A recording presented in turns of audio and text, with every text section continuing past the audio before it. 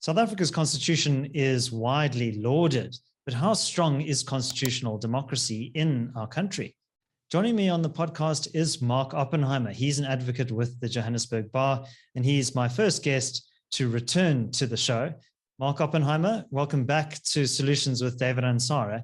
You have your own podcast, which launched a few weeks ago, Constitutional Landmarks, which looks back at some of the Constitutional Court's most historic cases. And we'll link to that show in the description below and in the pinned comments as well. But could you tell us firstly about the show and what you have done so far and what you hope to achieve with it? Yeah, so it's a project I've been working on for the last couple of years. I thought that the court has become a large part of the public's imagination. So there's certain cases that people have become very focused on, and I think they care a lot about who sits on that court and which issues are decided. So the first episode that I released is on the Nkandla judgment and also on the Jacob Zuma contempt cases. And so it's a really interesting example of the court holding the executive to account. And it shows you the immense power that the court has. And what I tried to do was have an eyewitness account.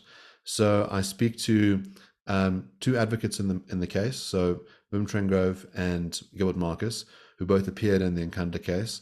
Wim acted for the EFF and Gilbert acted for Thuli Madonsela, who was the then public protector.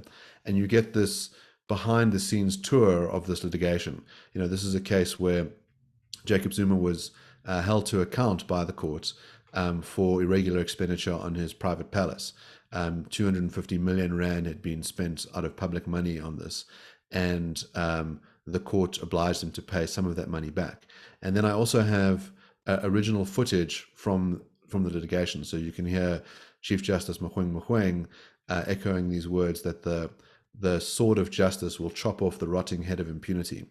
And I think this was one of those cases that really made everyone look quite seriously at the Constitutional Court. It was a big test of the Chief Justice at the time. And I think our interest in the court has only deepened ever since then.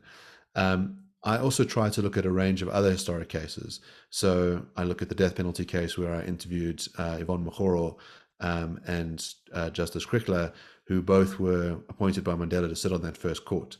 And we talk about the different reasons for why that court abolished the death penalty. And again, I speak to Wim and Gilbert about the roles that they'd played. They acted for those that were facing the death sentence. And then I've done a little mini arc on the Truth and Reconciliation Commission.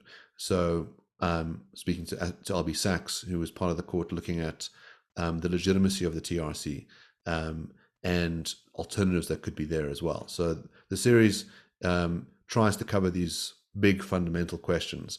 And in later episodes, we'll be talking about gay marriage. I'll be talking about the AIDS and the Virapine case and a range of other quite exciting issues. So Mark, the Constitution itself is not something that just came down from Mount Sinai. It's also the product of political negotiation between the outgoing apartheid regime and the incoming democratic dispensation represented by the ANC.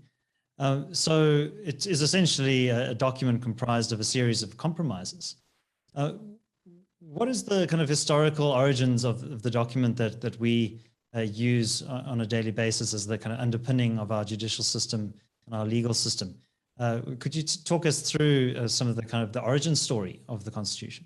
Yeah, sure. So firstly, when we talk about the Constitution, we're talking about the final Constitution, which is only really signed into law in 1996. A lot of the Constitutional Court's early judgments are based off of the interim Constitution. And so you had this negotiated settlement, as you say, at CODESA, where you had different political parties playing a role to determine what would be in this Constitution. And the court itself had to go through two judgments called the certification judgments, where they would determine whether the Constitution was actually constitutional. So there were these 36 constitutional principles that a final Constitution had to comply with. And some of these issues were very hotly contested, one of which we're seeing the ramifications of now, which is the property clause.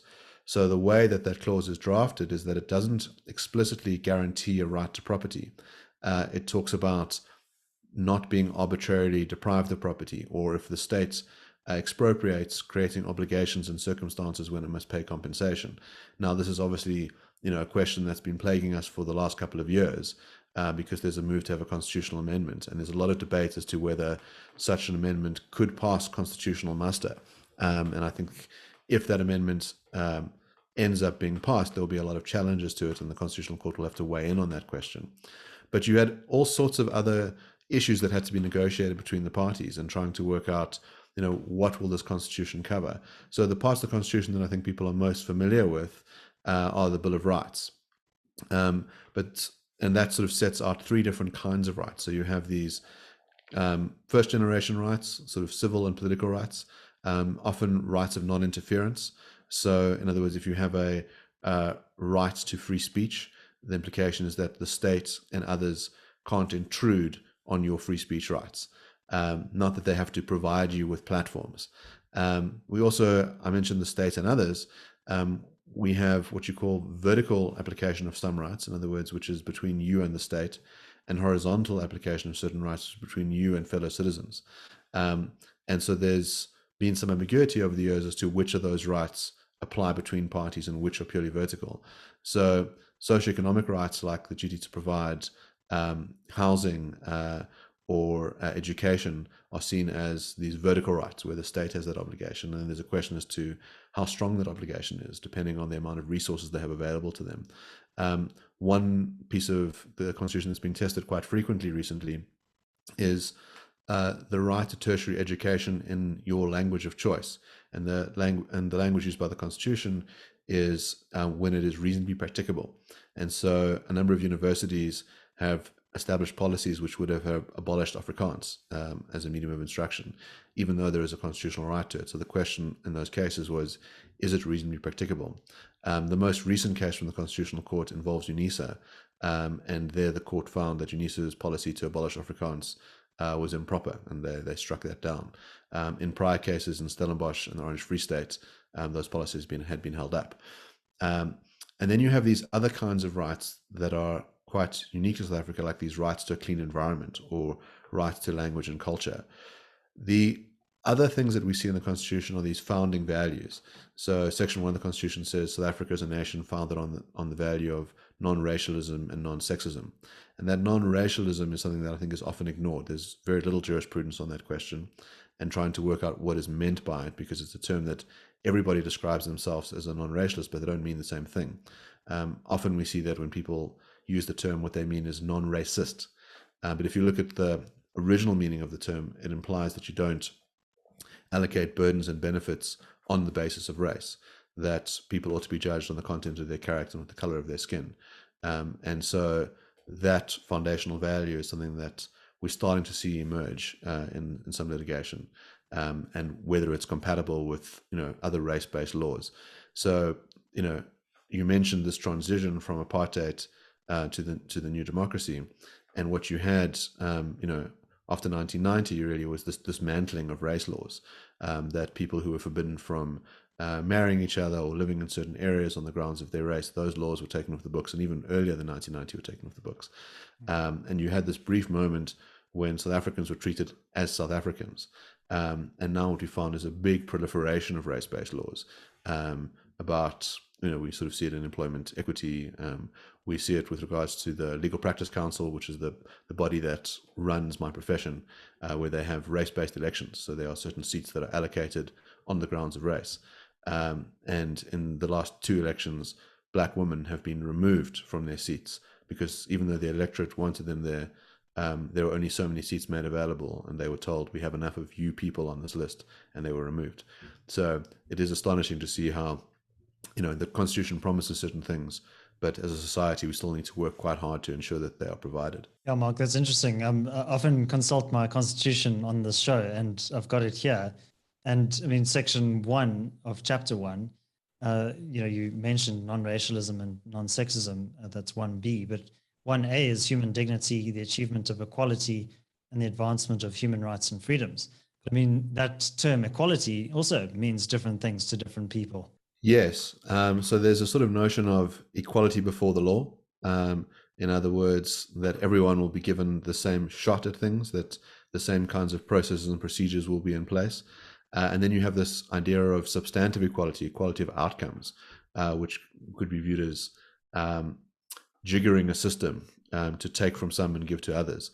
If you look at Section 9 of our Constitution, which sets out equality, it talks about non-discrimination on behalf of the state and lists a range of factors in which it's improper to discriminate. One of them, which is novel to South Africa, is sexual orientation.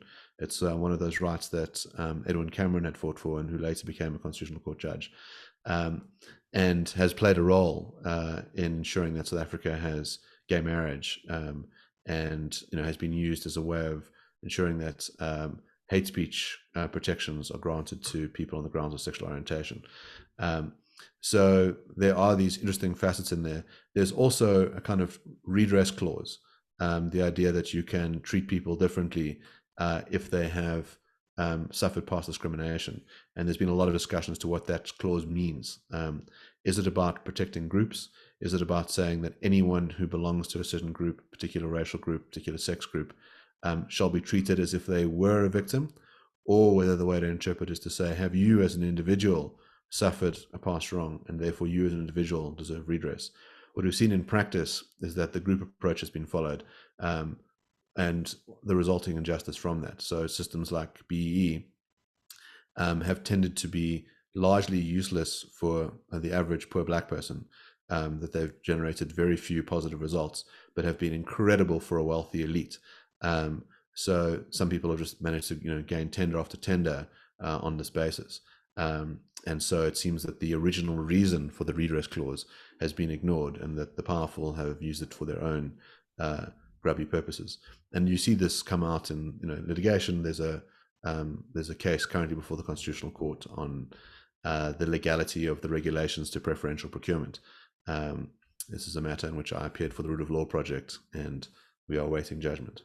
So, Mark, something I'd also like to explore is this idea of constitutional supremacy. And we started the conversation by talking about the Nkandla judgment, and in many people's eyes, this was a very important assertion of constitutional supremacy and the rule of law, and checking the power of the executive.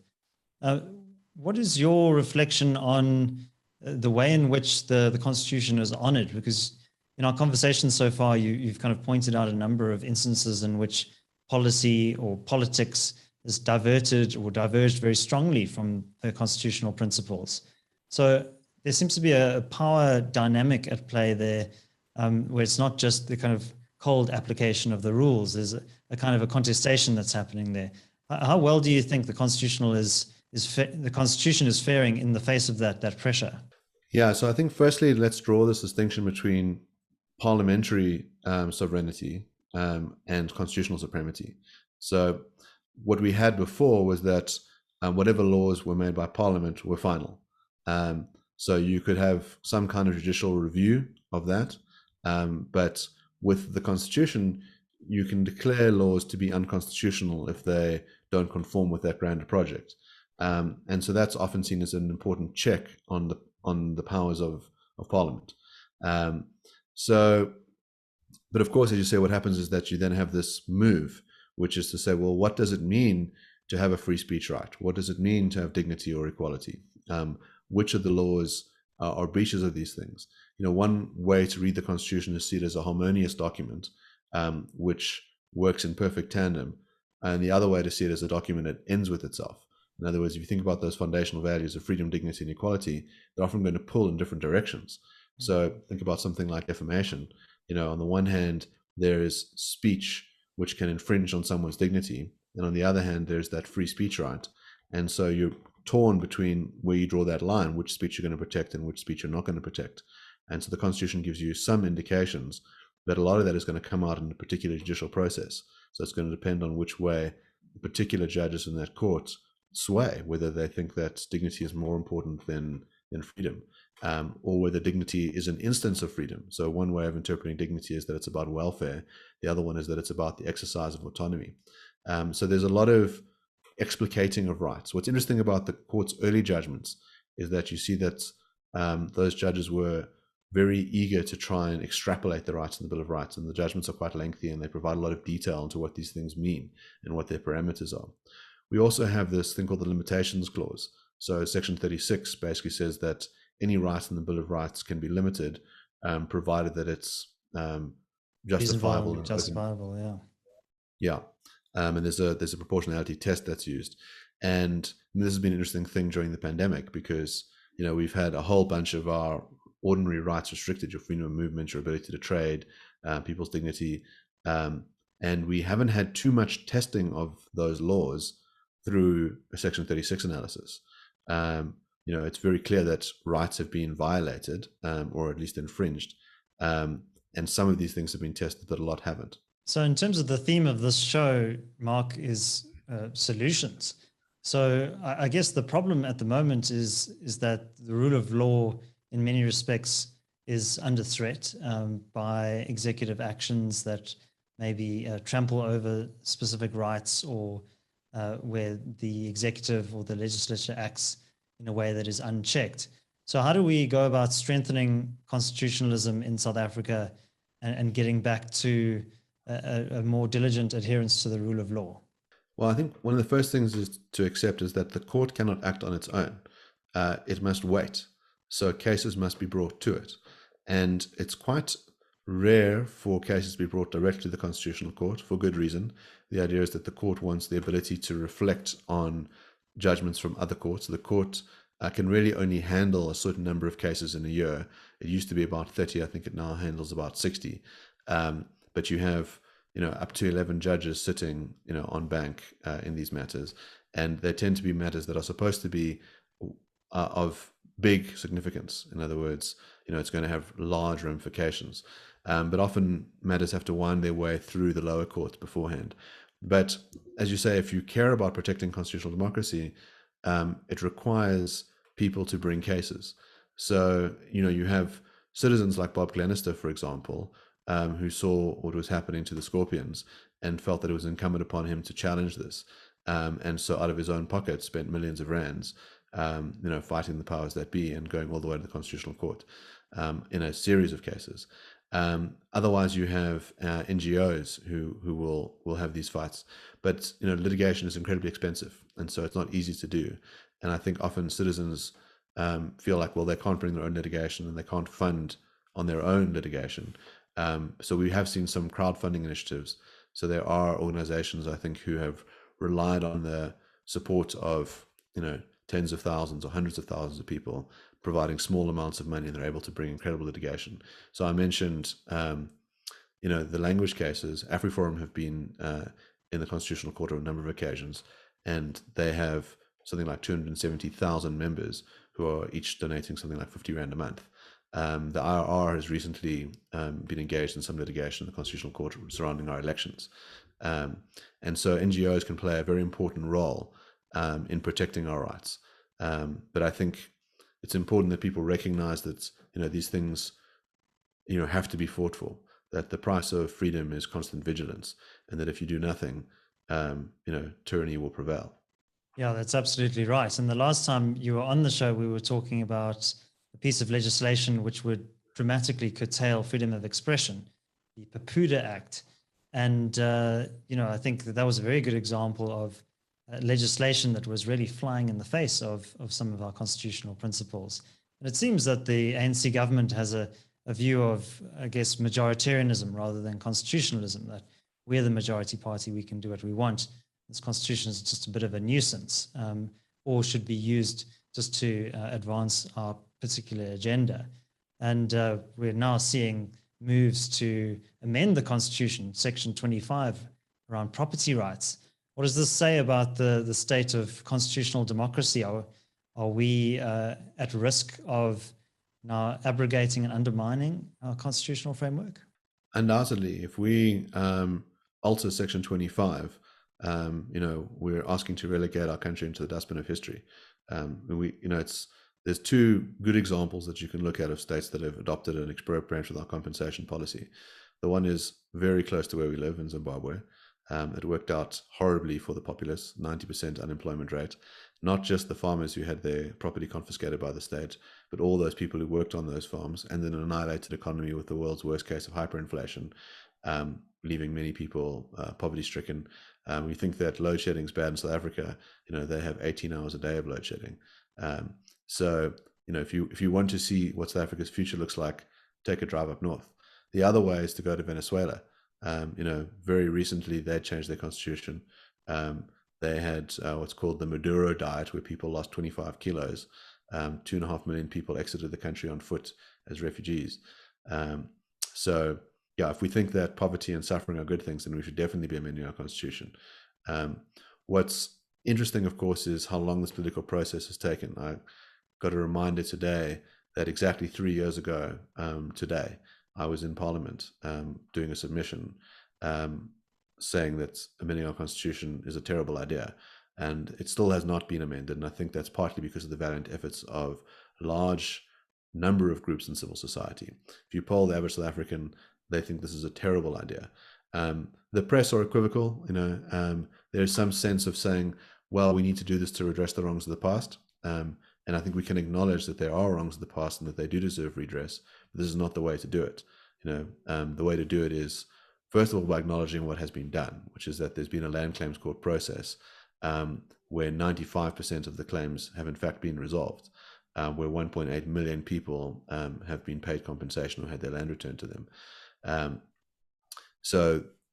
if we think that that's a good way to go, well, then we should continue on that process. And it means paying compensation to those whose land, the state needs to redistribute to others.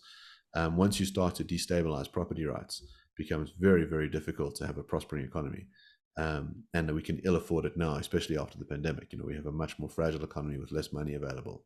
And, if you care about things like education and fighting crime and the administration of justice, then you want to have an economy that can grow so that, tax money can be used responsibly. The other difficulty that we of course have is, a state that is obsessed with theft. We have a state that has stolen from the populace so many times. I mean, it's outrageous to think of what happened during the Zuma years, but if you think about how much corruption has happened under Ramaphosa's watch, the PPE scandals, the tenderpreneuring, the corruption from our Minister of Health, these are all things that should concern us. So, Mark, in the preamble of the Constitution, it says, "We, the people of South Africa, recognize the injustices of our past, honor those who suffered for justice and freedom in our land, and respect those who have worked to build and develop our country, and believe that South Africa belongs to all who live in it, united in our diversity." And I think that's very stirring rhetoric there. And I think a kind of a real sense of kind of universalist humanism that underpins that. And I think, as you point out, there were a number of injustices committed by the apartheid regime and earlier regimes in South Africa. And I think this reminds me of the episode that I listened to earlier today about the TRC. And I think something that really struck me in your conversation with Gilbert Marcus, the advocate who was involved in one of the matters that you referred to there, the Azapo case, was that perhaps there's a sense of disenchantment, disappointment that many, particularly young people, have, that the Constitution hasn't really fulfilled its promises, and that this is just basically a concession that Mandela and others made to the apartheid regime, but that actually Black people still got a raw deal out of this negotiated settlement.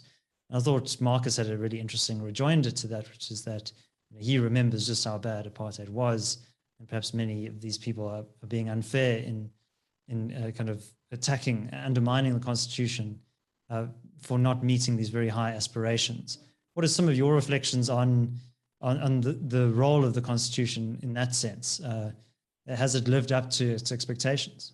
It's a hard thing to do. I mean, as you say, you kind of elevate expectations. The Constitution is ultimately a piece of paper, but we have seen some quite fundamental changes. That there has been some growing prosperity. We do have some reversals of the seriously unjust laws that were there during apartheid. The TRC case is interesting because what you had in that litigation was a tension between two things. The one was having this process where you try and unearth what happened during apartheid, and that's not just wrongs committed by the apartheid government, but also crimes that were committed by the ANC. So there were people in the ANC who necklaced others, who tortured people in the ANC they suspected of being impimpies, and trying to find out what had occurred. And at the same time recognizing that the way to get truth would be in exchange for amnesty. So to say, we won't prosecute you if you tell us what happened. Basically, you got amnesty if what you did was for a political purpose and you had a full disclosure of the facts. And so I think there were about 8,000 people that applied for amnesty, and about only 10% of those people actually received amnesty. Very few of those who didn't receive amnesty were actually prosecuted, although there are a couple of cases of people who were prosecuted. And I think what we're finding now is that there have been some calls to go after those people. And I suppose the question is whether relitigating the past is a good thing or a bad thing. Partly because we've had so much corruption and criminality from the current regime that it feels like a way of avoiding responsibility by saying, let's go and prosecute Timmel's alleged murderer from 50 years ago, as opposed to, prosecuting Jacob Zuma, who's stealing from people now. So there is a way that if you can control the past, you can control the future. So I have interesting conversations on the show about this. So I get to speak to Gilbert about the Azapo case and say the tension there is with this access to courts. So there were victims of wrongs, in this case, Azapo and Steve Biko's widow, who said that you're not just denying us the satisfaction of criminal prosecution, but also civil compensation. We would have been able to sue because our breadwinner was killed, and now we can't because this person's been granted amnesty. And so the court had to decide whether the TRC process was itself constitutional. And so there's a judgment by Ismail Mohammed, which goes into that. And I interview Albie Sachs about his role in that. Albie being an absolutely incredible person to speak to, because in addition to being a great lawyer and great jurist, he himself was the victim of an apartheid crime. While he was in exile in Mozambique, an apartheid operative planted a bomb in his car in an attempt to kill him. He survived the blast, but he lost an eye and one arm. So hearing his take on, how do you forgive someone who's done this horrible thing to you, and should we be doing that at a national level, is quite an incredible thing to hear from someone.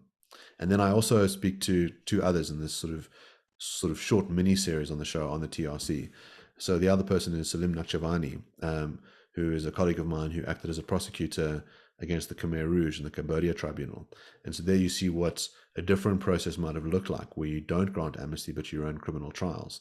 And so you hear about some of the things that the Khmer Rouge did.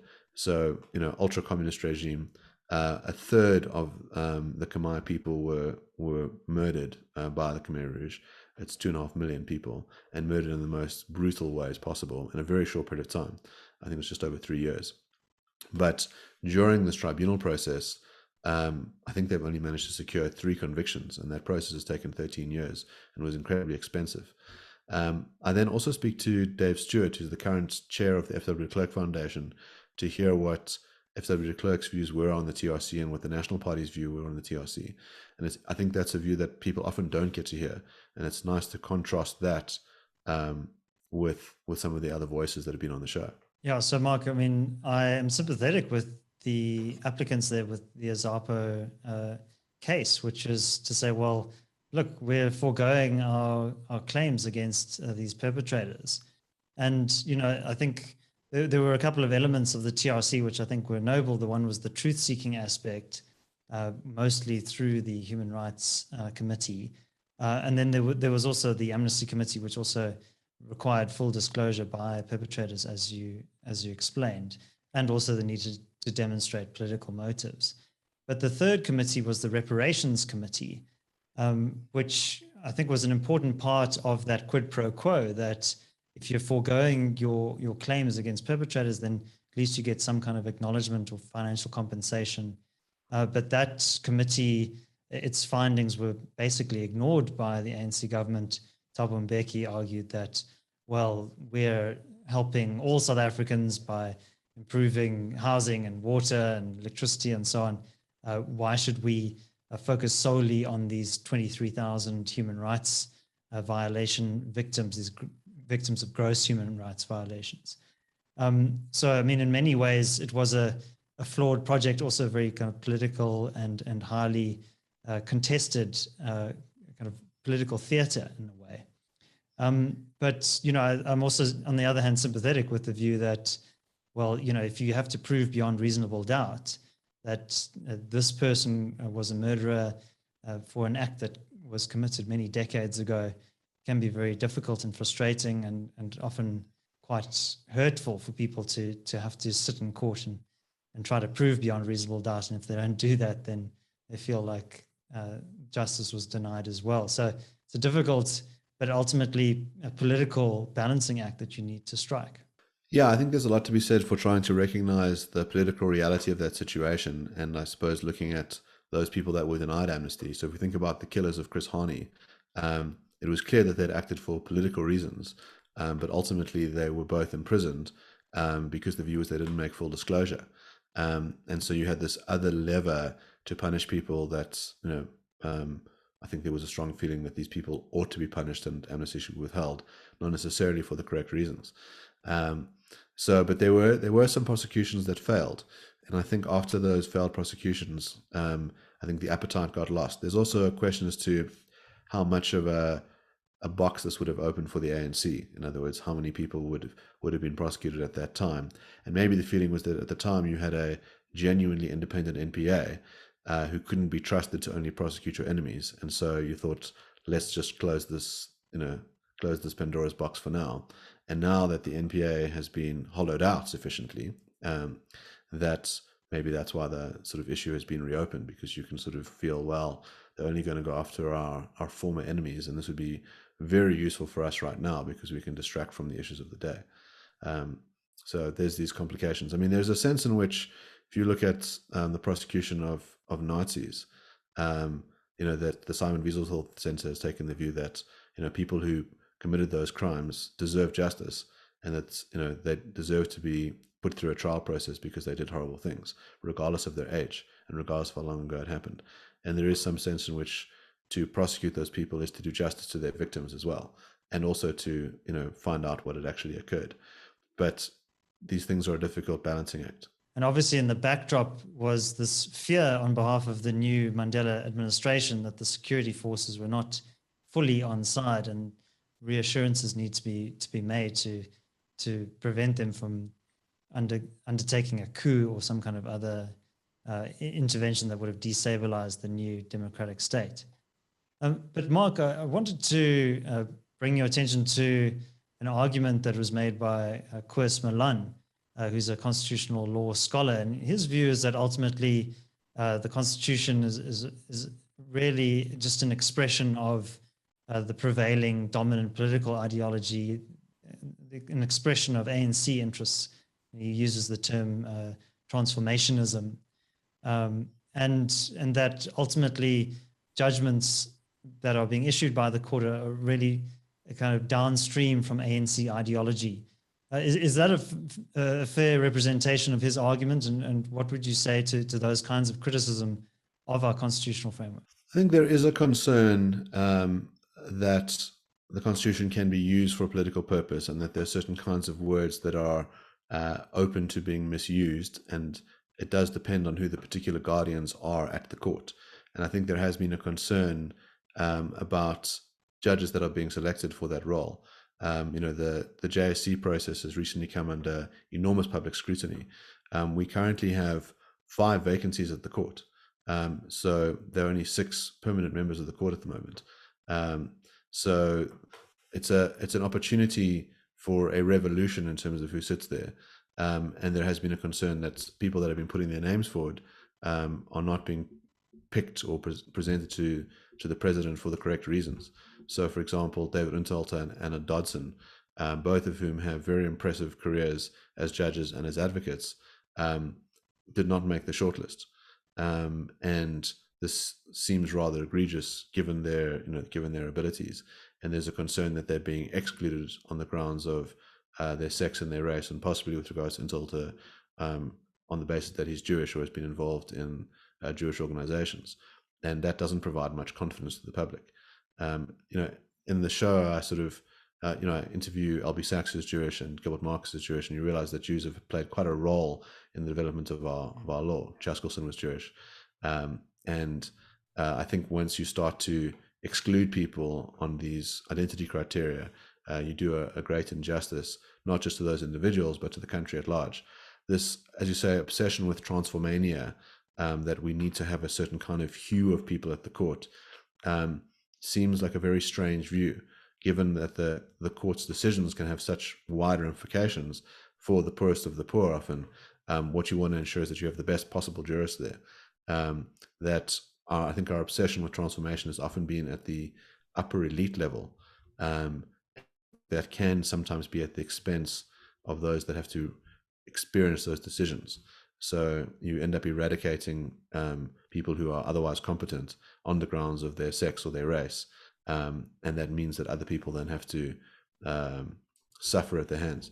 Now, of course, one of the judges that I interview is Yvonne Mokgoro.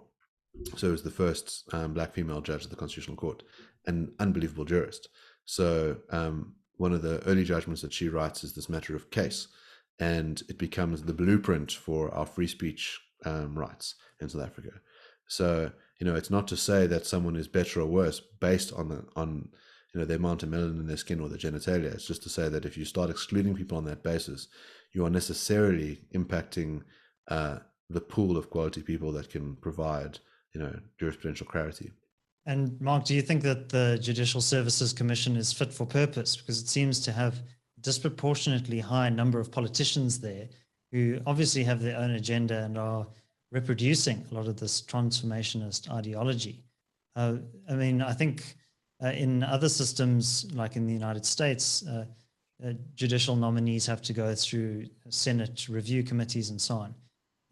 And these systems are never 100% perfect. But do you think our JSC system is suitable, and is it not at risk of creating some undesirable outcomes? It very much is at risk of doing that. And I think the fact that people are able to watch these hearings shows that. So I will say that at least we have quite a lot of transparency. But when you watch the sausage being made, it is often rather distasteful, especially with regards to the way that David Ansara was treated. The sort of anti-Semitic line that was taken by a number of those questioners is rather revolting.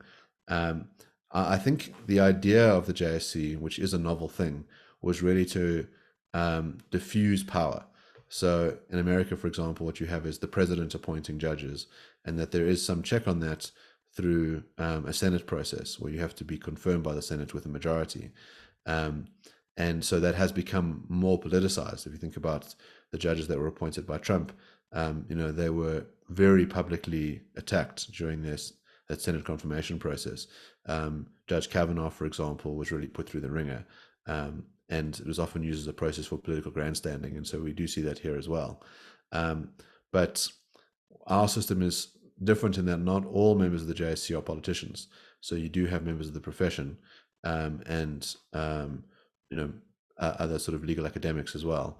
And that should play some kind of role. But then what, of course, you have is those that are politically interested capturing those places. So, for example, the representative from the General Counsel of the Bar is Dali Mpofu, who also happens to have been heavily involved in the EFF. So, that's a very good way to capture a seat if you have a political agenda to run. Instead of someone who is, doing it for the sake of the profession, you have someone doing it for other reasons as well. So, Mark, it might seem that the Constitution is just a piece of paper, but it's only as good as how ordinary citizens adhere to it and defend those rights that are contained there, especially against governments that may abuse its power or encroach on the rights of citizens. So what advice would you give to people in order to make these principles come alive and in their everyday lives, and to defend the Constitution in their own way? I think part of it is recognizing that the Constitution isn't just about rights, but it's about a culture. So if we think about free speech, for example, it's a culture that has shifted quite dramatically. So there's a sense in which people don't tolerate speech that they don't like from others. And I think we should try and live in those values of tolerance and recognize that we have a pluralist society. So that's one way to imbibe the values of the Constitution. The other one is to think about equality and to sort of treat people equally and to not judge them based on their inherent characteristics. So that's the way to kind of live the values of the Constitution. The other one is when people see unjust laws, to say something about it.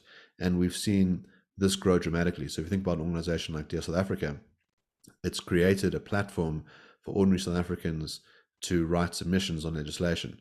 So, for example, the hate speech and hate crimes bill, over 100,000 people put in submissions on that.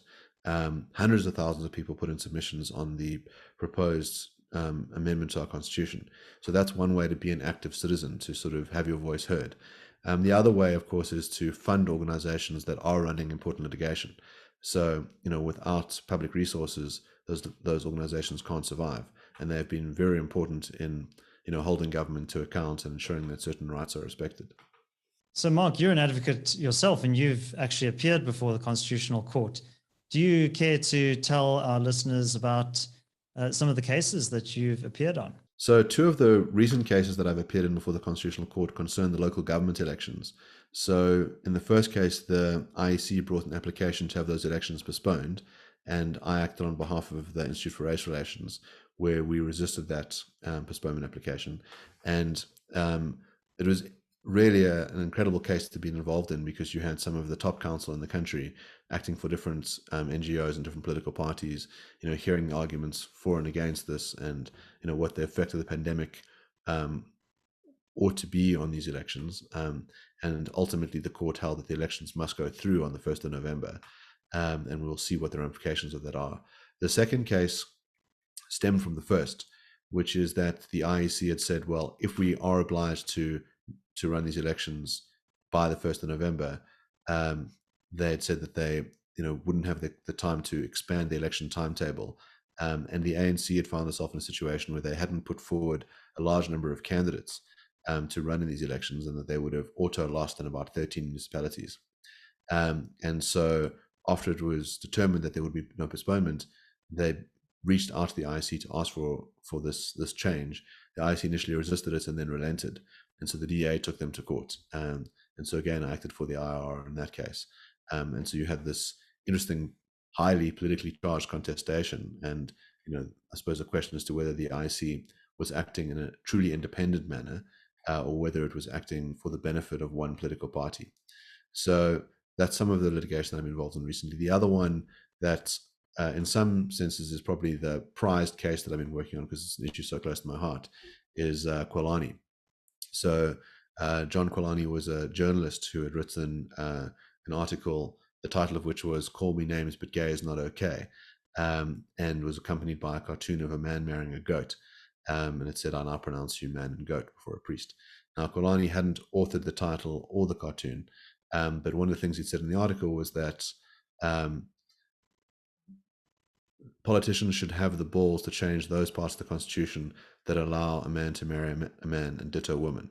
And so the article had come out in 2008, 2 years after gay marriage had been allowed. And he was then held liable by the Equality Court for hate speech. And so he brought a challenge to the act on the grounds that it was overly broad. And so I then appeared for him in the Supreme Court of Appeal, where that portion of Papuda was struck down as unconstitutional, and that was confirmed by the Constitutional Court. And then an interim test has been created, which now sets out what genuine hate speech is and what protected speech is. And so this is the landmark judgment on freedom of expression and on hate speech. So it was a real privilege to be involved in litigation like that. Well, Mark Oppenheimer, it was a real privilege talking to you, and we certainly hope to see you appearing in the Constitutional Court in many occasions in the future. And thank you very much for sharing your knowledge of our Constitution with us. Absolute pleasure. If you enjoyed this content and you're watching on YouTube, please do give this video a like and subscribe to the channel. And if you're listening on your preferred podcast platform, please also subscribe and leave a 5-star review. That really helps the show to grow. My name is David Ansara. Until next Sunday, take care.